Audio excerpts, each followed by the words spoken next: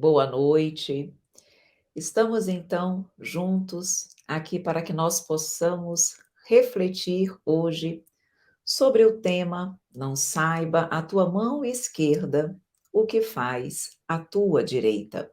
E vamos entender o que Jesus quis nos falar com essas orientações, por que também Jesus resolveu trazer essas orientações à humanidade, qual o contexto, qual a condição em que se encontrava Jesus, para que ele sentisse a necessidade de trazer essas informações à humanidade. E nós vamos com certeza, porque sabemos que Jesus, ao falar à humanidade daquela época, falava também para todos nós, nos dias de hoje, nós vamos trazer para as nossas reflexões atuais, para a nossa conduta, para que nós possamos avaliar se nós estamos ou não agindo conforme as orientações do nosso mestre querido. Então eu vou ler aqui para vocês as primeiras palavras, os primeiros versículos do capítulo 6 do Evangelho de Mateus, onde Jesus exatamente nos trouxe a mensagem. E aí nós vamos, a partir daí, refletir sobre ela.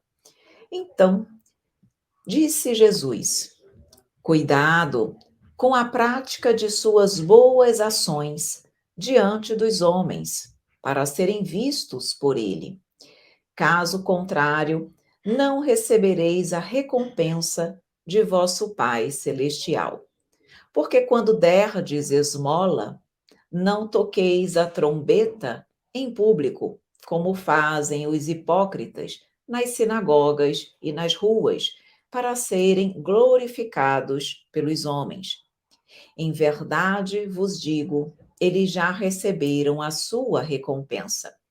Mas quando derdes esmola, não deixeis que a vossa mão esquerda saiba o que a mão direita está a fazer, para que a esmola seja mantida em segredo. E vosso Pai, que vê em segredo o que se passa, vos dará a recompensa. Então, quando nós estamos a refletir sobre essas palavras de Jesus, nós conseguimos compreender que ele estava exatamente orientando a humanidade a fazermos o bem sem ostentação. Exatamente porque o verdadeiro bem, a verdadeira caridade, é aquela que nada deve esperar em troca. Então, Jesus, nesse momento, está procurando ensinar à humanidade acerca da humildade que deve pautar todas as nossas ações no bem. Mas não apenas sobre a humildade, mas sobre a legítima fraternidade cristã. Porque quando nós, de alguma forma, nos colocamos na condição de auxiliar o próximo e o fazemos sem ostentação, com modéstia, nós estamos também cuidando e nos preocupando daquele por quem nós estamos a auxiliar. Nós pensamos no outro, nós nos preocupamos com o outro, nós cuidamos do outro, porque nós sabemos que, para aquele que recebe a caridade, nem sempre é fácil. Nós precisamos, no ato de fazer o bem, de fazer a caridade, nós devemos nos preocupar com a dignidade pessoal, com a dignidade íntima, com a dignidade íntima de todos aqueles que são beneficiados. Nós não podemos e não devemos, com o nosso ato de ajudar e de amparar, agravarmos os problemas, as amarguras, a vergonha daquele que recebe. Nós não estamos nos colocando na condição de realizarmos a caridade? A caridade, então, para que ela possa ser plena, para que ela possa ser verdadeira, para que ela possa ser e alcançar realmente o seu objetivo, ela tem que ser pura. E essa caridade pura envolve o respeito para com aquele que nós estamos a beneficiar. E vejam que interessante, Jesus veio trazer esses esclarecimentos, por quê? O que acontecia na época para que ele entendesse ser necessário ressaltar o fato da caridade dever ser realizada sem ostentação. Bom, então vamos primeiro entender um pouquinho. Naquela época, principalmente os fariseus, que nós sabemos que os fariseus eram doutores da lei, conheciam a lei mosaica, eram os sacerdotes que levavam a interpretação da lei para o povo. Então, eles tinham uma função religiosa perante a sociedade muito grande. E vejam que os fariseus, como nós já tivemos a oportunidade de observar em várias reflexões do Mestre, eles tinham o conhecimento teórico da lei mosaica, mas eles tinham em seus corações muito orgulho, muita hipocrisia. Eles eram adeptos dos atos exteriores, mas em seus corações faltava amor.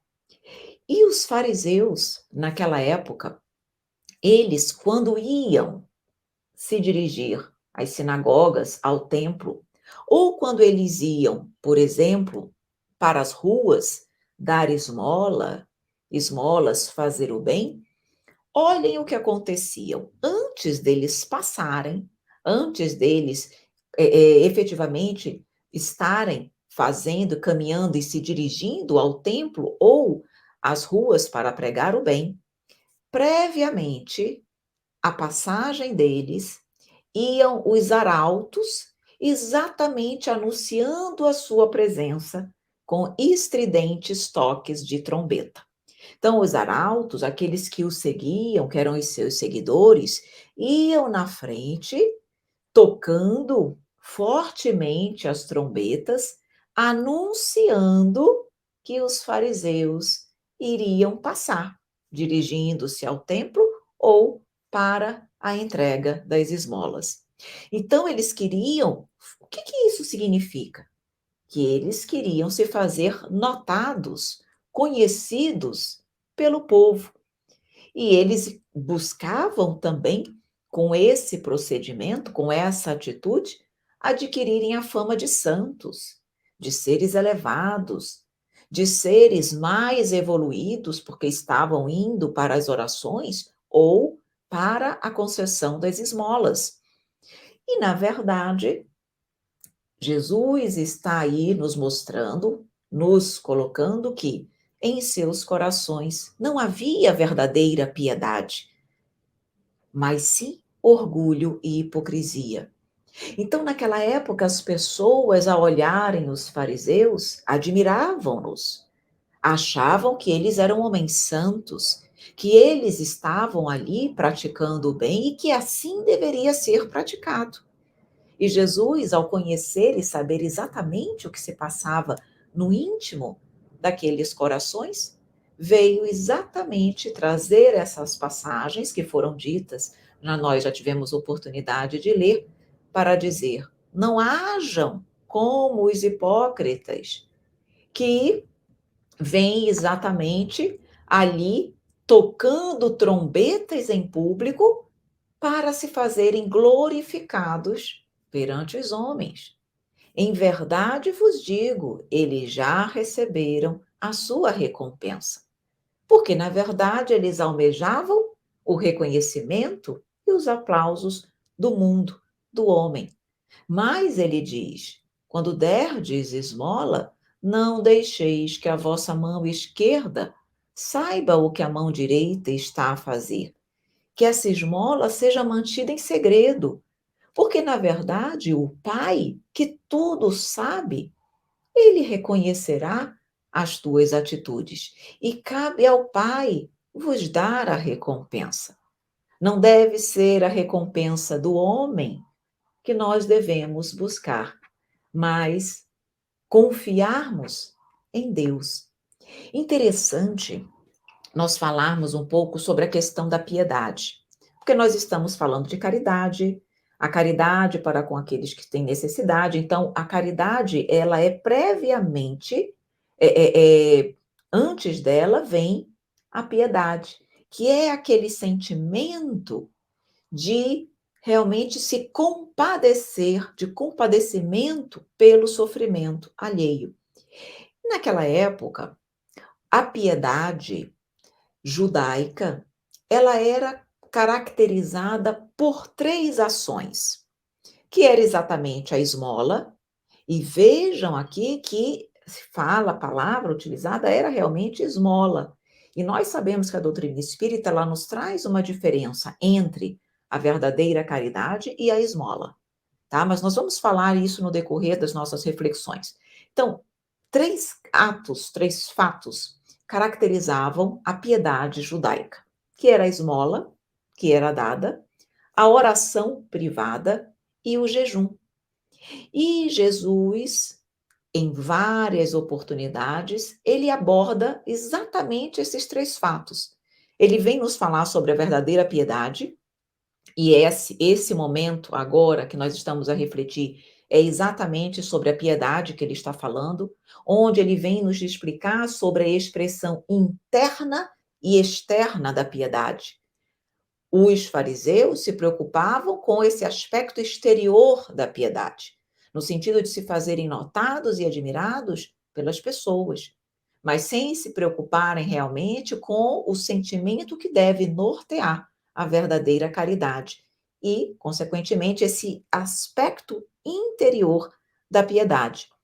Jesus teve inúmeras oportunidades também de falar sobre oração, quando nós estamos estudando, por exemplo, as parábolas do publicano, da forma como o publicano orava e dos outros que ali se mantinham, numa posição, numa condição de humildade. Então, em vários momentos, ele nos falou sobre a humildade que deve nortear a oração, quando nos ensinou o Pai Nosso, e nesse momento também aqui que consta do Evangelho de Mateus, no capítulo 6, ele traz esta passagem, quando ele fala da mão esquerda, não sabe o que dá a vossa mão direita, mas ele traz também o Pai Nosso, abordando então esse segundo aspecto da piedade judaica, e fala também do jejum.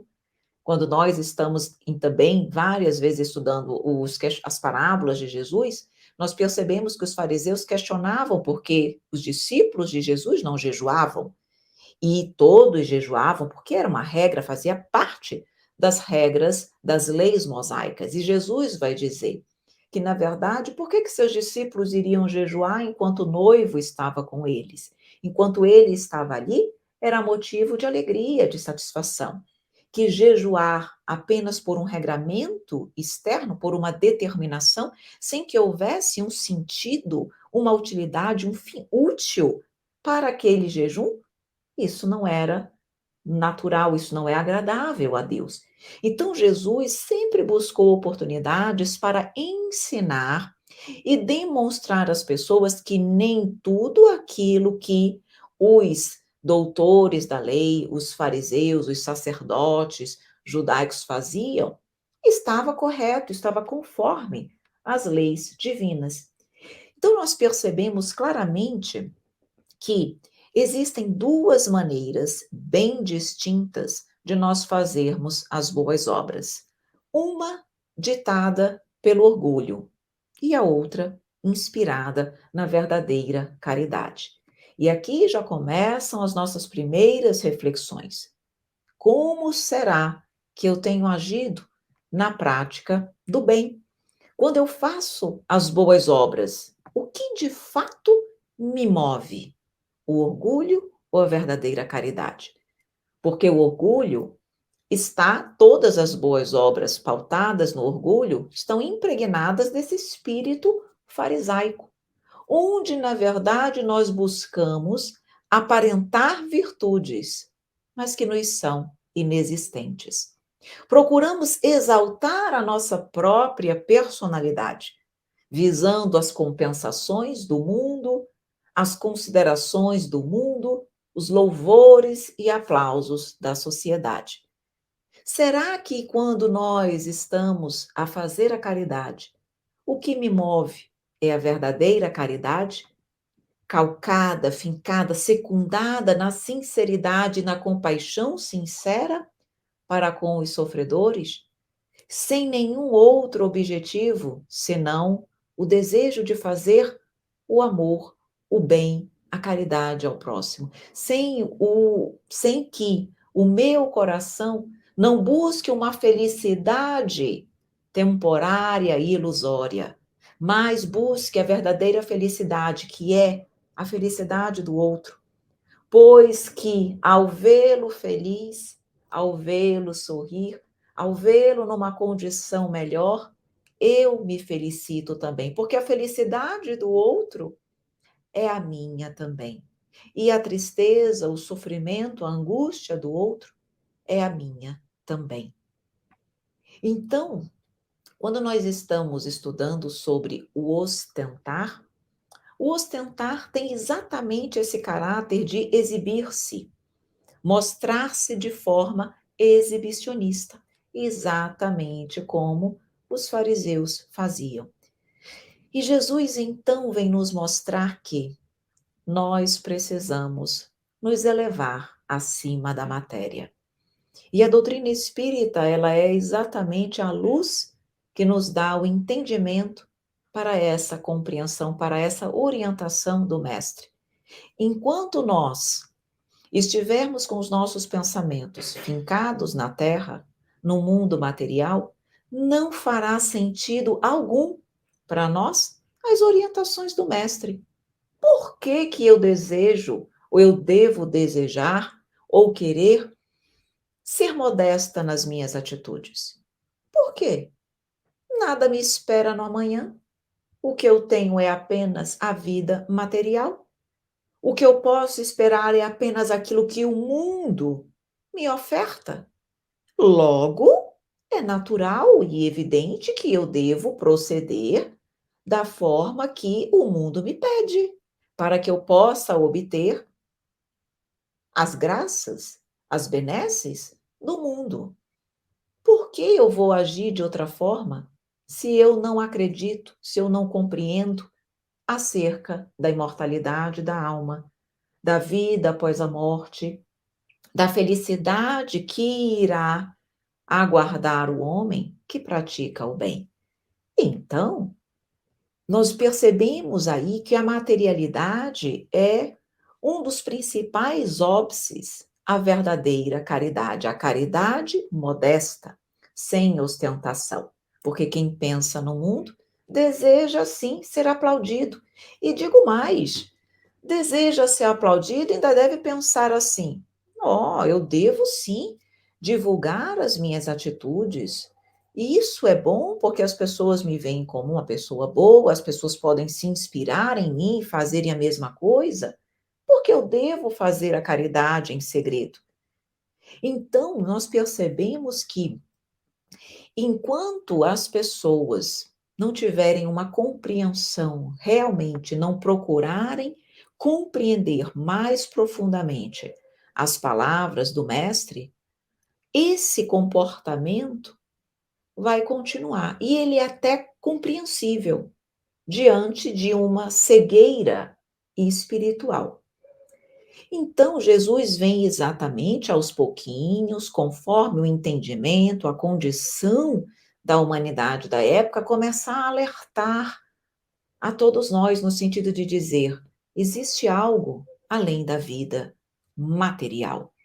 Então, eles vêm exatamente nos falar de forma sutil, mas ele vem nos falar da imortalidade da alma, porque aí faz toda a diferença. O conhecimento da imortalidade da alma faz com que o homem deixe de viver para ganhar o reconhecimento e as glórias do mundo. Porque nós passamos a compreender então que o mundo na matéria é temporário, é apenas uma passagem. O objetivo do espírito, a partir do momento que conhece acerca da imortalidade da alma, é viver verdadeiramente os ensinos de Jesus, sem calcular ganhos materiais. Porque ser bom passa a ser algo natural e espontâneo. A partir do momento que nós entendemos acerca da vida espiritual, a partir do momento que nós conseguimos compreender perfeitamente a profundidade, a completude dos ensinos do Mestre, nós conseguimos renunciar sem problema ao reconhecimento do mundo, porque nós sabemos que a felicidade perene que nos aguarda é infinitamente maior, é incomparável o que nós vamos usufruir posteriormente com os prazeres efêmeros e temporários do mundo. Então, nós passamos a fazer o bem pelo prazer de ajudar. Aquela sensação de dever cumprido, aquela sensação de que nós não perdemos uma oportunidade de servir, tudo isso passa, na verdade, a ser o móvel das nossas ações. E aqui vale uma reflexão interessante também. Há muitas pessoas que dizem: eu faço o bem sem ostentação. Eu sei que isso não é o certo, mas muitas das vezes isso é uma falsa modéstia. Porque, na verdade, a doutrina nos fala também isso. Nós fazemos de forma que a mão esquerda não saiba o que a mão direita faz, mas temos um cuidado, de alguma forma, de nos deixarmos ser vistos. Porque, na verdade, finjo para a humanidade que sou modesto, modesta, mas tenho cuidado de alguma forma, ser vista para ser admirada, ser aplaudida. Jesus também nos diz que nessas situações, igualmente, já recebemos a nossa recompensa, porque fomos percebidos, fomos vistos de alguma forma. E, portanto, nada devemos esperar de Deus. Deus quer, orienta e nos deu o exemplo do Mestre da verdadeira caridade. E não do orgulho da caridade pelo orgulho, como estávamos falando. Outra coisa, muitas vezes, quando nós fazemos a caridade, nós também fazemos de alguma forma pesar naquele que recebe a caridade os benefícios. Ou seja, pesamos os benefícios para com o beneficiário. Muitas vezes nós fazemos a caridade, mas não temos o cuidado e o respeito de não humilhar aquele que recebe. Às vezes, nós estamos até fazendo a caridade, mas reclamamos, porque nós estamos às vezes pensando naquela caridade, muitas vezes material, que nós fazemos com o necessitado, quando nós vamos a algum trabalho caritativo, mas e a caridade que nós fazemos, por exemplo, no nosso lar?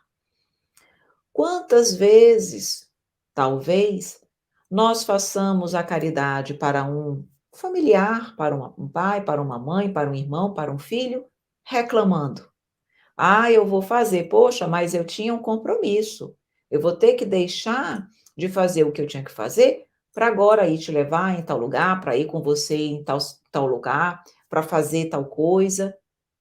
Percebam que quando nós estamos muitas vezes no nosso círculo familiar, nós deixamos de vigiar a nós mesmos, os nossos corações, e acabamos deixando aflorar as sombras que ainda existem em nossos corações.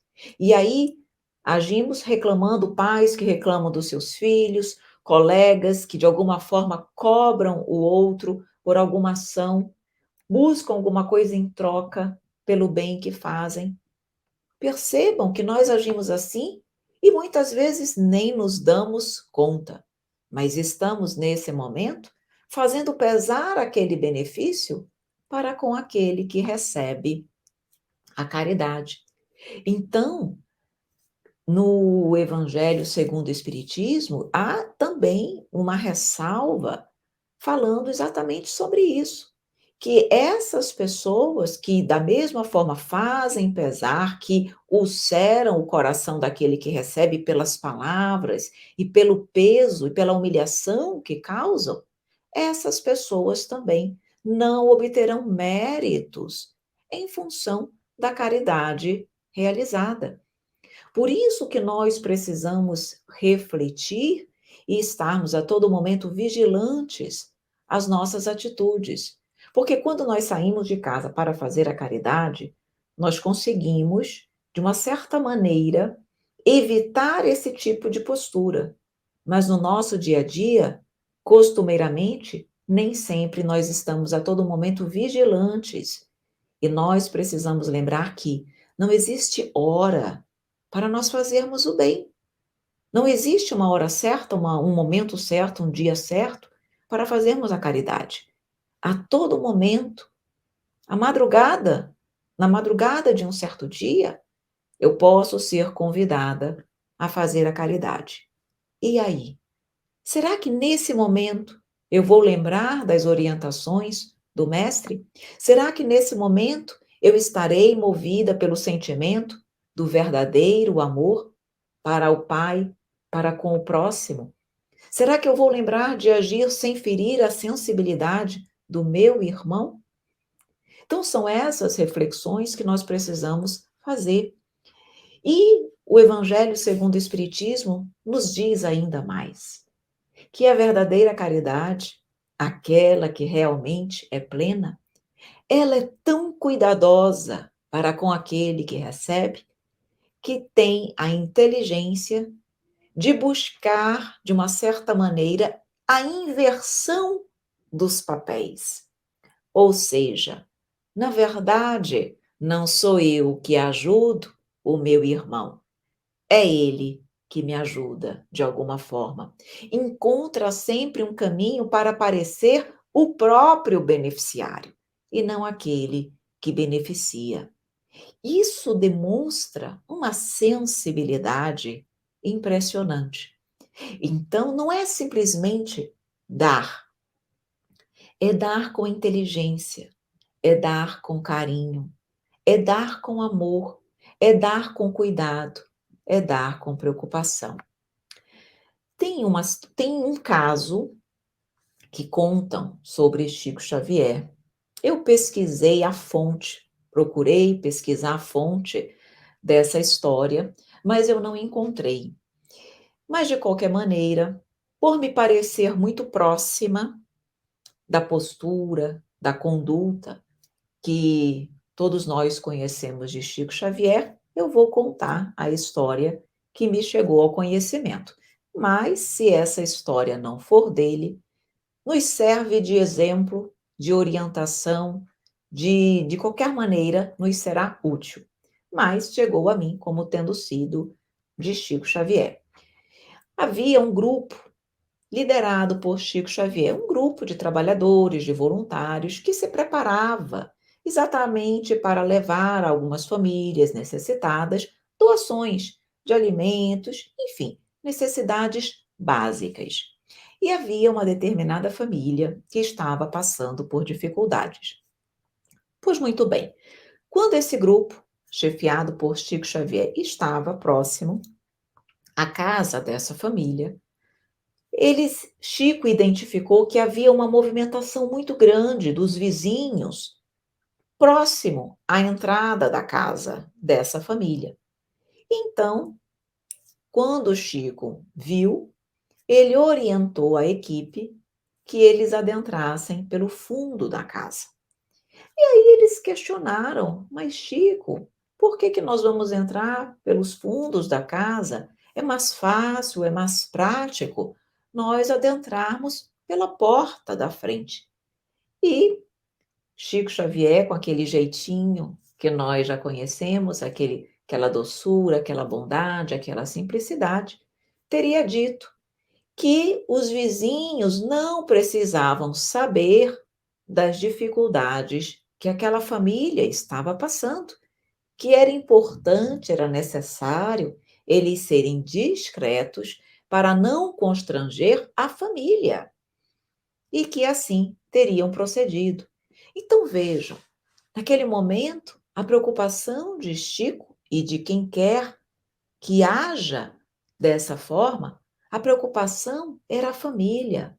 Em nenhum momento estava ali preocupado em parecer-se bom perante a humanidade, de ser visto pelo bem que realizava, mas estava ali preocupado exatamente com a dignidade daquela família, para não humilhá-los e para que eles não se sentissem humilhados perante os vizinhos por estarem ali recebendo aquela doação. Então vejam que a preocupação de Chico em não ostentar reproduz, retrata a vivência perfeita da mensagem de Jesus, a verdadeira caridade. Então, precisamos, portanto, nos perguntar, fazer uma reflexão séria. Eu realmente tenho um desejo de ajudar? O que me move? O orgulho, a vaidade ou o amor? Qual a melhor maneira de ajudar essa pessoa? Será que eu tenho uma maneira de ajudar de uma forma a preservar esta pessoa, essas pessoas, de um julgamento, de um olhar, talvez discriminatório? Será que eu estou tendo cuidado de não expor as pessoas, criar situações constrangedoras para esses que estão se beneficiando? Por exemplo, quando nós apoiamos uma causa, nos perguntemos: será que eu realmente, para que eu possa apoiar essa causa, eu preciso revelar nomes? Eu preciso revelar a história dos envolvidos? Existe uma forma de eu apoiar a causa sem, de alguma forma, mostrar ou expor os beneficiados? Será que eles não prefeririam manter tal situação em segredo? Será que se eu estiver a divulgar, eu não estarei trazendo e causando problemas sérios para essas pessoas? Então, meus queridos amigos, nós não podemos continuar iludidos com a nossa própria torpeza espiritual. Por isso, Jesus nos conclama ao trabalho constante de reforma íntima para a ascensão espiritual. Nós sabemos que, em determinados momentos, como nós estávamos falando, quando nós apoiamos uma causa, quando nós, por exemplo, precisamos prestar contas de doações que nós recebemos, então, até para que as pessoas possam acreditar na veracidade, na sinceridade das nossas ações, é necessário prestar contas das doações recebidas e do bem realizado. Nós sabemos que existe isso e muitas pessoas têm medo de trazerem essas informações a público exatamente por medo de serem incompreendidos, de serem colocados de que estão exatamente divulgando e publicizando o bem que realizam. Então, também há esse outro viés, quando o que me move ao divulgar não é, na verdade, o aplauso do mundo, mas uma prestação de contas legítima de uma doação recebida, para que eu possa mostrar à humanidade, àqueles que contribuíram, sobre a sinceridade dos nossos propósitos. E aí, a sociedade talvez me julgue? Talvez sim, mas cada um de nós sabe o que nos move. E Deus sabe também. Então, a divulgação nem sempre visa a ostentação. Mas cabe ao Pai, na verdade, realizar esse julgamento, porque ele o fará melhor do que nós, e cabe a nós, se entendermos por bem e necessário fazer isso, que nós tomemos as precauções ditas anteriormente, fazendo essa prestação, divulgando-a se necessário for, mas da forma mais correta e modesta possível, para que eu alcance o objetivo de prestar contas à sociedade, mas eu também tenha o cuidado de proteger e de cuidar do respeito, da discrição daqueles que são beneficiados. Com equilíbrio, tudo é possível ser feito. E para que nós possamos também trazer e conversar um pouquinho sobre a verdadeira caridade, eu gostaria de trazer aqui as palavras do apóstolo Paulo, quando ele fala da caridade, lá na sua primeira carta aos Coríntios, no capítulo 13, nos primeiros versículos, ele nos fala da caridade. E ele nos fala também, nessa passagem, eu vou ler aqui para vocês, nos fala também da caridade modesta. Então, todos nós conhecemos essas palavras do apóstolo Paulo sobre a caridade e elas nos tocam fundo o coração, porque ele diz: ainda que eu fale a língua dos homens e dos anjos, se não tiver amor, serei como o sino que ressoa ou como o prato, o sino que retine. Quando ele diz aqui, ele está querendo dizer: se nós não tivermos amor, seremos como o sino que ressoa, ou seja, um metal frio que ressoa, mas que não ressoa, não toca a musicalidade sozinho. Depende do homem para lá e realmente tocar, puxar o sino, tocar o metal. Ele sozinho nada faz, nos mostrando que nós, sem amor, também não podemos levar música, musicalidade, alegria ao mundo. Ele aí diz: ainda que eu tenha o dom da profecia e saiba todos os mistérios e todo o conhecimento, e tenha uma fé capaz de mover montanhas, mas não tiver amor, nada serei. Lembrando que ele está se referindo ao amor, mas o amor é a caridade em ação, porque o amor não é só um sentimento, ele é um sentimento ativo.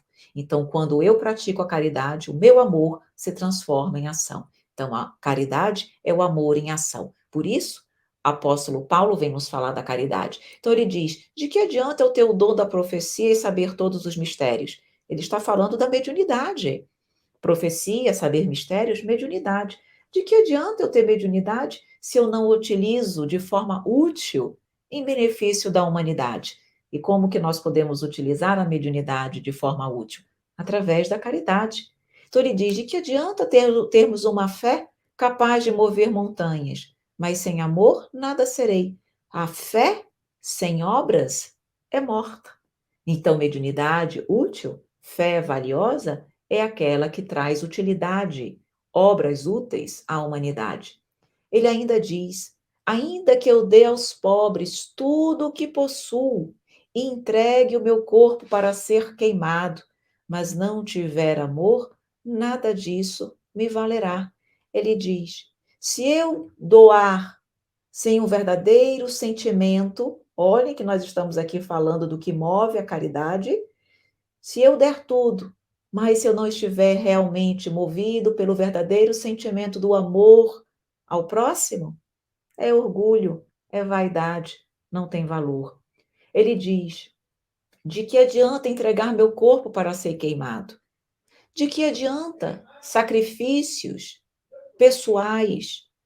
Eu, de alguma forma, flagelar meu corpo, se não for, de alguma forma, em benefício do próximo e do outro.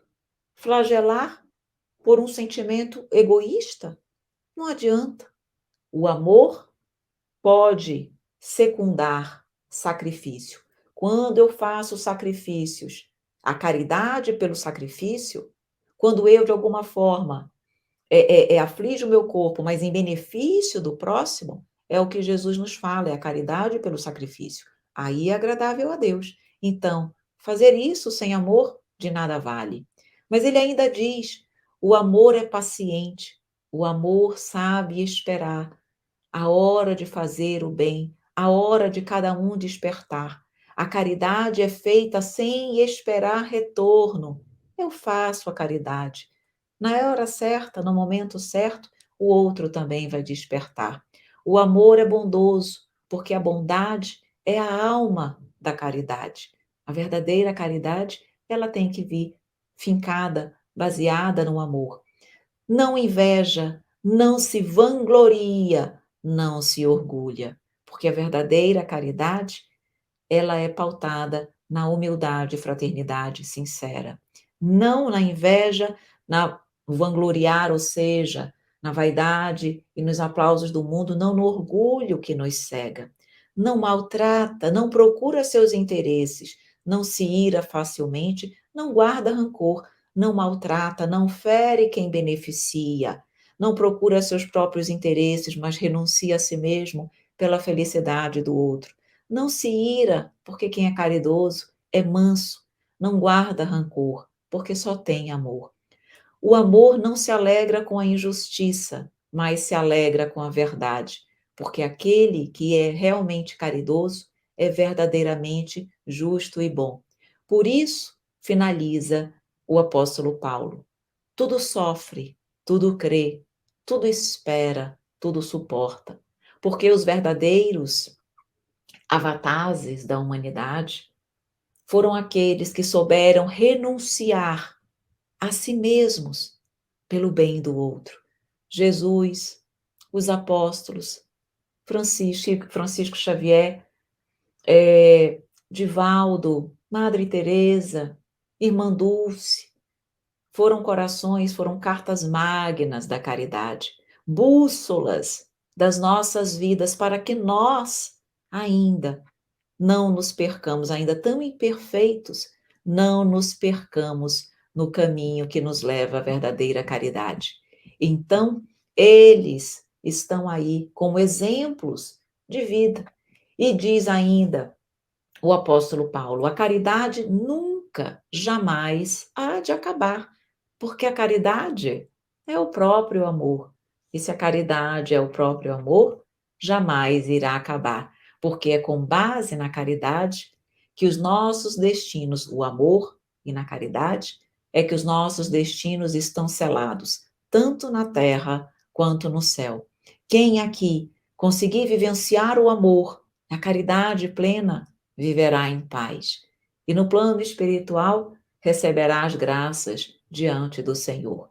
Então, que nós possamos lembrar das palavras tão belas, tão profundas do apóstolo Paulo, para que consigamos fazer a caridade da melhor maneira possível. Ainda somos muito imperfeitos, mas temos um norte, temos um guia. Então, que possamos refletir muito sobre os ensinamentos que nós temos à disposição e sempre olharmos para dentro de nós, para sabermos se verdadeiramente estamos agindo por amor ou por orgulho.